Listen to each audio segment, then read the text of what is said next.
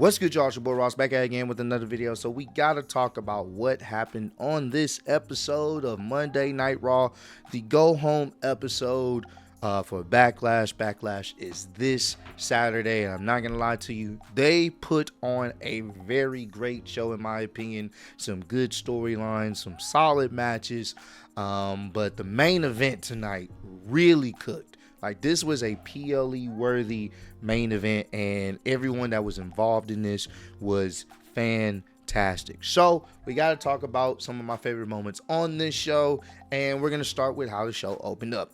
Jay Uso comes out there, comes to the ring, everybody's eating with him, and it seems as if we're going to get some type of response to what Logan Paul did to him last week. But before he could, Logan Paul could come out there, another Paul comes out there, and Paul Heymon.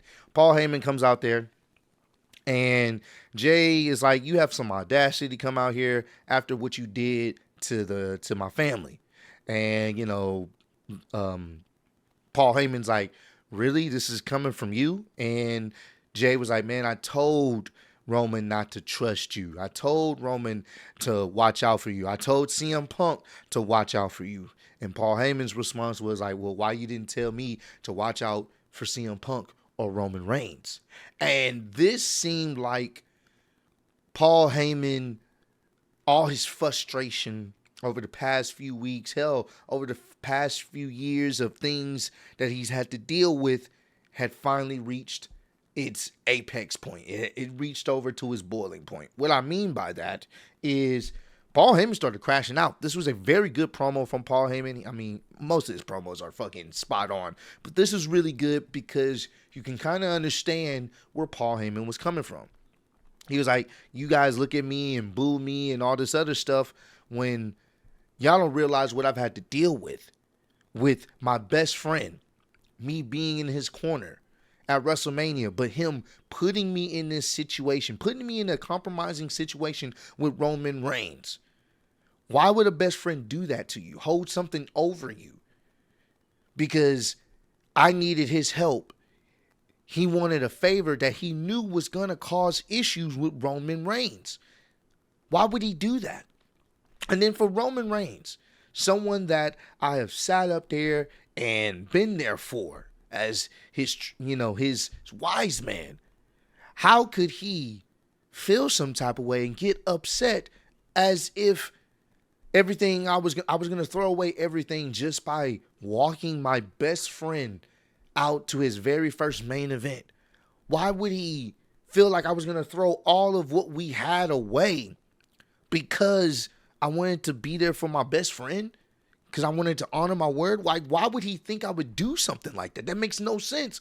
And when you break it down, it doesn't. When you really think about it, if Roman was just like, all right, whatever, that's all it had to be. It was just like, this is just a situation for CM Punk. He wanted him there. Roman shouldn't have tripped over it, right? But he made it a big deal, and he felt like he was betrayed. And CM Punk knew exactly what he was doing. He set this all up because he knew it was going to play mind games with Roman down the line. He knew this. And Paul's like, yeah, like, that doesn't make sense. Why would I throw everything away just because I walked with CM Punk down to the ring? And then Paul Heyman started taking credit for the tribal chief and everything that came with it. He's like, man, I took a pup out of irrelevancy, out of the island of irrelevancy, and made him who he was. We were the undisputed champion because of me, what I did. And then he brought up the fact that once Roman lost to Cody, he left me. Then I was stuck with Solo and Jacob and the Tongans. And then they tried to end me. And then when Roman came back, it wasn't for me. He didn't come back for me, no. He came back for the Ulafala. That's the only thing he cared about, which, once again, is the truth. Everything that Seth Rollins was telling Paul Heyman was the truth. And he just started to get fired up. He started to get really upset. He was like, everyone blames me as the guy that's going to betray people. No one wants to trust me. I'm this bad, horrible human being. Like he just started just expressing his anger towards everyone looking at him like he's the bad guy. I'm not the bad guy here. And you can kind of understand where Paul was coming from in some of these instances. But guess what? Paul Heyman's such a detestable human being that people did not care and they were booing him and calling him an asshole. Obviously, Jay's responding like, you good, bro? I mean, I heard what you said, but what that got to do with me? And he was like, you know what? None of that has to do with you. CM Punk, Roman Reigns, none of that has to do anything with you. What it does have to do with you is what Seth is trying to do. Like, I get it. You're a formidable champion. And you're doing a great thing. This is, your heart's in it. But you're not the guy to lead the future of this company. Seth is. That's what it has to do with you. Seth was able to take care of Roman Reigns and beat CM Punk. It's his time. So, I'm going to do you a favor. You know how I am with favors. You pick a time, you pick a place, and Seth Rollins will challenge you for the World Heavyweight Championship. We'll leave the ball in your court. But obviously, it was all part of a plan, because Jay took exception to that. He's like, hey, you know what? We ain't got to wait. The time and the place is tonight. Let's go. Tell your boy, I'm ready. Let's do this. And it was all part of Seth Rollins and Paul Heyman's plan to get Jay so rattled up and flustered up that he was going to put the championship match on the line tonight with no preparation, no scouting out Seth, figuring out what he was trying to do, going off of pure emotion. That was what this whole segment was. And I loved it. This was great. Paul Heyman sold it. This was fantastic on his reasonings why he feels like he shouldn't be the one labeled as the bad guy, as the person that betrays people. I like that.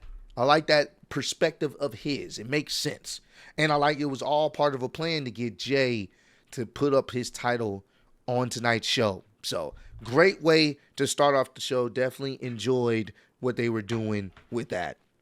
Next, I want to talk about Lyra and Becky. And I'm actually enjoying what they're doing with Lyra, as, you know, her mentor has essentially turned on her. She's actually giving a little bit more character to how she feels about this whole thing. So Becky comes out there, and Becky, she's like, man, what's going on here? Y'all not cheering me like y'all were at WrestleMania. Like, I mean, at WrestleMania, there was a grown woman crying when I came out there. And that's when I took out the trash. And he's talking about Bayley. I took out the trash. I got rid of her. And guess what? Y'all were happy to see me because I took out the trash. But now, when I revealed that I took out the trash, now y'all boo me? That makes no sense. Y'all were just happy that I took out the trash. Now I told you I took out the trash. And then I'm going to do the same thing to Lyra. Except she's not trash. She's just recycled trash. You know, like not as bad, but it still needs to be taken care of. And then she started going in on how I made Lyra. Lyra is only in WWE because of me and all this other stuff. Hell, she's only has a husband because of me. Don't know the extent of that. That's when Lyra comes out here and say, nah. We gonna stop all this. Lyra made a very great point that, nah, bro, let's not talk about recycled. You know, if anybody needs to be talking about being recycled, it's you. You use the same moves, same gimmick, same everything. Nothing's changed about you. The fact that you think that you have made me, that's the issue that I have. No, you didn't make me, Becky. So I'm going to need you to cut that out. Gets in the ring and she's very fired up. And, you know, obviously it's still some work to be done with her promo delivery, but I'm starting to care more about her. And this feud is the perfect thing that they could have did for her. And she basically was telling her like you talk this big game. You talk this big game like you just the best out here. But I hate to say it, when you were gone, everyone else got better. You're the type of person you never wanted to try to lift others up. It's just all about you. But at the end of the day, we don't need you, Becky. And Becky started to fire back up. She's like, you're right. It was all about me. I'm here to beat everybody. I'm better than everybody. And the only reason why women started elevating is because I wasn't here. I'm one of Sports Center themselves says I'm one of the greatest greatest women wrestlers of all time. I'm a GOAT. She's playing up that idea that, she's better than everybody else. And Lyra is beneath her. And Lyra's only here because of her. And Lyra fires back with the notion of, all right, let's give a round of applause for Becky. She's the first to do this. She's the first to do that. She's the first to. Oh wait, you're not the first to hold the women's Intercontinental Championship, and that makes you upset. I hate to tell you this, Becky, but as long as I got this, you'll always be second best. Like, it started to get to her. Becky tried to attack her, and Lyra ends up kicking her. And Lyra started going back and forth, and had to get officials out there. She even Becky got back on the mic. It was talking about, see the disrespect. I can't take it. And then Lyra gets back in the ring. They start fighting, and Lyra ends up dropping Becky Lynch. Now, that does look like there's a potential situation where Becky may win at Backlash, and I can see that possibly happening. Or maybe there's a situation where maybe Bayley gets her revenge and costs Becky the match against Lyra. That could be something. So we'll see, but overall, I love this feud. Has made me care more about Lyra than I have the entire time she's been on the main roster. So I do actually think this was actually pretty good, and I love what they're doing with Lyra. So definitely like that. Next, I wanted to really make mention of this because this was actually pretty entertaining. We got to talk about Gunther and Pat McAfee's face-to-face. Now, Pat McAfee's in the ring. You got Adam Pearce in there trying to make sure everything stays on the up and up. Nobody, throwing hands. And Pat McAfee started talking about, him and Gunther's similar upbringing and how he's always wanted to do this and all this other stuff. It was a whole bunch of filler stuff that was there to appease the crowd and stuff. But then he started to get under Gunther's skin, or try to. And basically he's like, Gunther, you're not who you used to be. After Sami Zayn, after Jay Uso, you're not the same guy. You've gotten complacent. If anything, Gunther, you're soft. And what's going to happen at Backlash, you're not going to take me seriously. You're not going to put too much focus on me. And I'm going to beat you just like those other guys did, because you're not who you were. You don't have it anymore. And boy, oh boy, did Pat McAfee fuck up here. Because Gunther, you can tell shit's about to get brutal, and I hope it does. Because Gunther comes, he fires back. And it's not a lot of, it's a crescendo build of intensity. He's like, didn't you celebrate a birthday with your daughter, right, recently? I know that was a great moment for you. I can understand that. I bet that was great. You know what's going to be a great moment for me this Saturday? When I get to inflict as much pain and punishment on you. You don't have to worry about, me not taking you seriously. No, I'm going to take you absolutely seriously. I'm going to put you got my undivided attention. I'm giving you all my focus and energy. I'm going to put all my energy into this Saturday, this match. Because when the bell rings and I get my hands on you, I'm going to hurt you. I'm going to viciously beat you down. And then I'm going to choke you out. And there's nothing that nobody can do to stop me. It's out of respect for Adam Pearce, essentially, that I'm not destroying you right now. God himself is going to be the only person that can pry me away from you as I'm choking you out. And you can tell he meant every single word. He was going to eviscerate this nigga. And I don't think Pat McAfee realized, in story form, I don't think he realized what he's gotten himself into. This match should only end one way. Pat McAfee getting bloodied and destroyed. He gonna try to get a little bit of offense, but no. The idea of selling this guy Gunther as a dangerous, unhinged man that don't have the championship no more and is willing to pack up any and everyone. Oh yeah. Oh yeah. This was great. I actually am looking forward to this because I want to see the carnage. I want to see Pat McAfee get brutalized. And I love Pat. But after what he said, calling him soft and you don't take, he's gonna not take him seriously. That's the biggest mistake because now Gunther's going to lock in and choke him out. So can't wait for that. That's gonna be a great, fun little match. I just want to see how brutal they go with that one. So I like that interaction, and it definitely looks like maybe Pat McAfee has chewed off more than he expected, or what's that saying? Yeah, chewed off more than he can handle, whatever the case may be.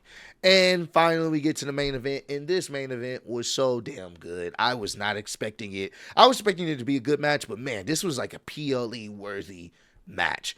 So good. Great to see the World Heavyweight Championship being defended.